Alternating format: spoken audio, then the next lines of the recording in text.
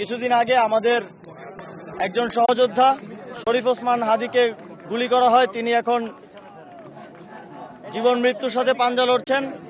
আমরা তার পক্ষ থেকেও, যেহেতু তিনি দিতে পারছেন না, তার পক্ষ থেকেও আজকে পুষ্পস্তবক অর্পণ করেছি এবং আমরা দ্রুত তিনি সুস্থ হয়ে আমাদের মাঝে ফিরে আসবেন এটা প্রত্যাশা করি। এবং আমরা এটাও প্রত্যাশা করি আগামীতে কোনো বিজয় দিবস আমাদেরকে এরকম সহযোদ্ধার কষ্ট নিয়ে পালন করতে হবে না।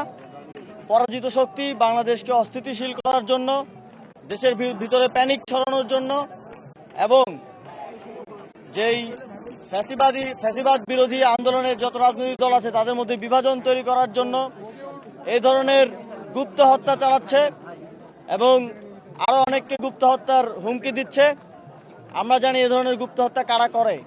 আমরা ঠিক আজ থেকে 2 দিন আগে বুদ্ধিজীবী দিবস ছিল, শহীদ বুদ্ধিজীবী দিবস। আপনারা জানেন যে পরাজিত হবার আগে পাকিস্তানি হানাদার বাহিনীও এভাবে আমাদেরকে মেধাহীন করার ষড়যন্ত্র করেছিল।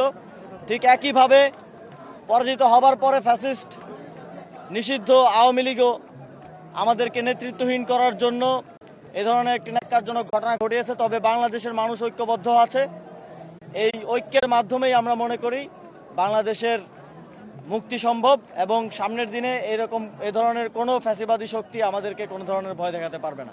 আইন শৃঙ্খলা পরিস্থিতি নিয়ন্ত্রণে আরও তৎপর হওয়া উচিত। বিশেষ করে যখন একটি নির্বাচনের তফসিল ঘোষণা হচ্ছে, তারা ডেভিল হান্ট ফেজ 2 শুরু করেছে। তবে এটা আমরা যে কোনো নির্বাচনের সময় দেখেছি, যে কোনো কেয়ারটেকার গভর্নমেন্টের সময়ও দেখেছি যে নির্বাচনের তফসিল ঘোষণার আগেই যত সন্ত্রাসী মাফিয়া এবং গ্যাংস্টাররা আছে তাদেরকে জেলখানায় রেখে গ্রেফতার অভিযানের মাধ্যমে নির্বাচনের দিকে যাওয়া হয়। কেননা তারা বাইরে থাকলে এই ধরনের অপ্রত্যাশিত ঘটনা, এই ধরনের ঘটনা আরও ঘটার সম্ভাবনা থাকে।